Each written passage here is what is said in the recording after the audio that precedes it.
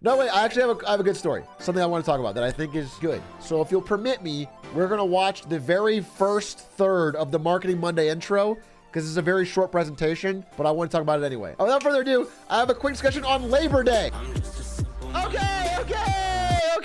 Okay. A little mini Marketing Monday here. If you guys don't know, today is Labor Day. And some of you probably don't even know what Labor Day is or where it came from or why it exists. And you probably think it is just good for a day off. Even if you work at Blockbuster, a company with no employees. The day off work, the day of no labor. But if you know a little bit more, you might know that it's a day actually celebrating the progress and the movements of labor in the United States, of the labor movements. People that fought and struck for many of the rights we now take for granted. There's many things I could talk about for the history of Labor Day, many people I could celebrate, but I chose one today that was interesting. And it's not him.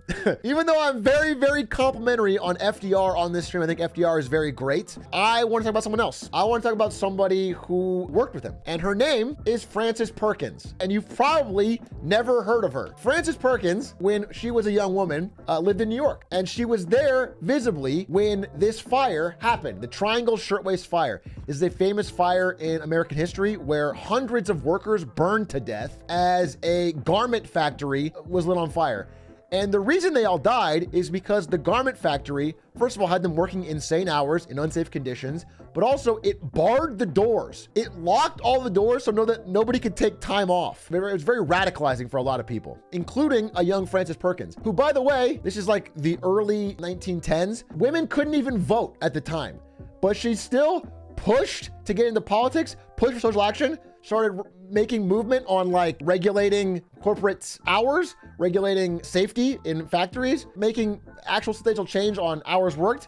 Big progress, okay? She did a lot of things before she could even fucking vote. She rises up the ranks in politics. Women can vote by the 20s. And eventually, she is a big player, or big enough player, in New York politics and is making actual progress on labor movements in New York. That is when she is asked, surprisingly, by FDR to be his Secretary of Labor. Now, no woman has ever been in a president's cabinet before this. She is the first woman ever to be asked to be in a president's cabinet, which is also big of FDR. This is dope. She thinks about it. She knows this is going to be extremely difficult personally. She's going to be attacked. She's going to be made fun of. She's going to be dismissed, all these things. She comes back to FDR with a list and she goes, I will do this job if you let me push for these things. Look at the list. A 40-hour work week, minimum wage, workers' comp, unemployment insurance, a federal ban on child labor, which didn't exist at the time, Social Security, and health insurance. She says, nothing like this has ever been done in the United States before. You know that, don't you? Roosevelt pauses and says, yeah, okay, I'll do it. She thinks it over, cries at the strain it'll put on her husband and daughter, and takes the job. She pushed and got all of these things. Many of the things that we credit Roosevelt with were originally drafted for and largely pushed for by her. She's an incredibly powerful movement in the fight for labor rights. And she's relatively unknown, Frances Perkins. So she takes this deal, FDR backs her. She is absolutely hounded by the press. There is so much slander thrown against her. Corporate media takes tons of pot shots at her, largely for being a woman. They make fun of her accent. They make fun of everything, okay? Other senators demean and undermine her. There's a lot of insults about her Jewish heritage. She's called a communist. Like, plenty of things are thrown at her. Again, through all of that, she pushes for extremely popular things we take for granted now and gets them through. Takes years of work, years of pushing, but she gets one by one, goes down the list and gets all these things. It's extremely impressive. And eventually makes the cover of Time. Incredible for her time. And when she died, she's one of the people most responsible for creating, again, in the 50s and 60s, we probably had the biggest American middle class we've ever had. Like the most part of the country being the middle class, strongest middle class. She's a huge part of that. And ever since then, corporate America has been trying to roll back her programs, but a lot of them have stuck. I just think it's incredibly impressive. And I think she's an underrepresented and underrated person in the good things that we take for granted now. And so I want to give a little shout out to Frances Perkins on today's Labor Day, because I think she's an unsung hero. There are people like her today that I also want to talk about. So there was a thread that just came out from a person I talk about a lot, which was Lena Khan. Lena Khan posted this today, and it's talking about something we've talked about on the show before, which is non-competes. We have a whole episode on it. You can go watch it. It's from a few weeks back. But it's basically how the FTC, which Lena Khan heads, has worked very hard to get non-competes banned, which are rules put into employment contracts that are designed to stop you from working somewhere else, anywhere at all similar. We went through all the examples. I mean, it's like people like Jimmy John's workers are banned from ever working at like a restaurant for like a year and a half after their employment. It's like ridiculous. It's like many ways designed to keep employees on the back foot and taking worse wages. So she issued this ban, and this is her going through why she thinks it's important, because recently it was struck down by a federal judge in Texas. And instead of like just taking that lying down, Lena Khan is again defending it and goes through, again, examples. Lots of worker submitted examples of why non-competes are bad. And I'm gonna read a couple of them, we won't do all of them, but like this one, okay? A 24-year-old woman in Florida. I am one of 30 million Americans held under an exploitative non-compete agreement. In October 2020, I started working as a bartender at a company for $10 an hour. On my first day, I unknowingly signed a 2-year non-compete, slipped between other paperwork while my boss rushed me and downplayed its importance. Then I was sexually harassed and emotionally abused. I needed money, so I searched for a new job while remaining at one for 1 year. I was eventually offered a bartending job at a different family-owned bar with better wages, better conditions, and opportunities. Upon resigning, I was threatened with a non-compete I didn't know existed. Still, I couldn't take it anymore. So believing it was unenforceable, I took a new job. And we would all expect that. If you are a bartender, you don't have some kind of crazy trade secret. You should be able to go and work at a different bar that pays you better. There should be no way that someone can enforce that. In December 2021, I was sued for $30,000 in considerable and irreparable damages for violating non-compete, simply by pouring different drinks into different cups at a different bar. That shit is fucked up. It needs a federal ban. I am seeing parallels between what Lena Khan and her team are fighting for no personal gain that helps average Americans. There is many, like, you know, I see in the Wall Street Journal every fucking Tuesday, every day that ends in Y, they put up some kind of op-ed shitting on Lena Khan. There is so much attempt to besmirch and take down her and her team's accomplishments and what they're working on and to twist it. And I just want to continually use whatever little platform I have to talk about how like this is an unequivocal good thing.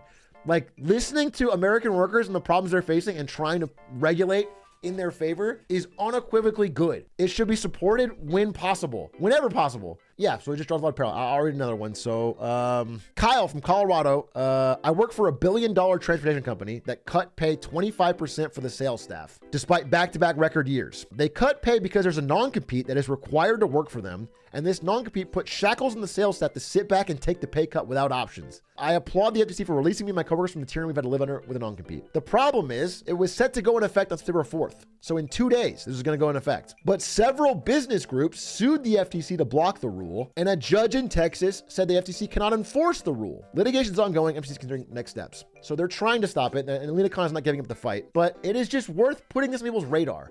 I think people don't know about this stuff, and they're not even aware that these fights are happening, and they're important. Like these are little things. Not banning non-competes is not going to single-handedly save the economy or bring jobs back, but these kind of things add up in the way that all of these things that that Frances Perkins worked on did. And I want to support it. And I want you guys to be aware of it. And I'm glad that we have people like Lena Khan and like Frances Perkins that have actually taken parts of their life. Again, they could easily take bribes and do the opposite, but to actually push for things that are beneficial to us. On Labor Day, I think it's worth celebrating. It's also worth mentioning on Labor Day, and this is just unequivocal good news, is that people are waking up to this. This is not a total blind spot. I don't have the exact stat in front of me, but public perception of labor unions is now at 70% positive, which is the highest it's been in America in decades. I mean, since the 60s.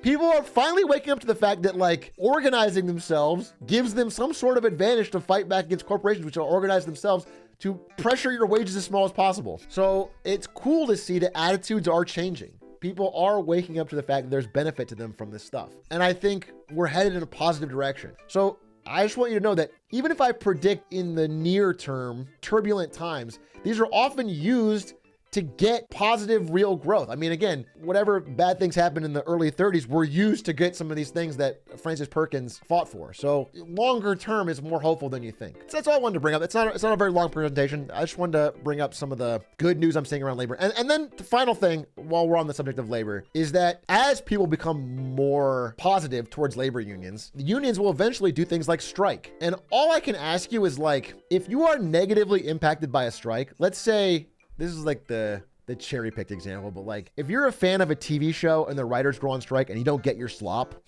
don't blame the writers. Blame the people that won't give them a fair deal.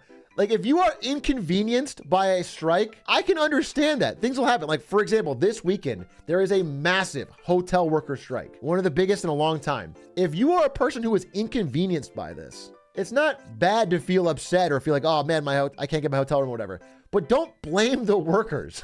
Blame the people that won't give them safe working conditions or a fair job. If we can get public support behind these things, if these people aren't afraid of getting public backlash for standing up for their own workers' rights, then they'll be more inclined to do it and everyone benefits. In the longer term, every average person benefits, unless you're an owner.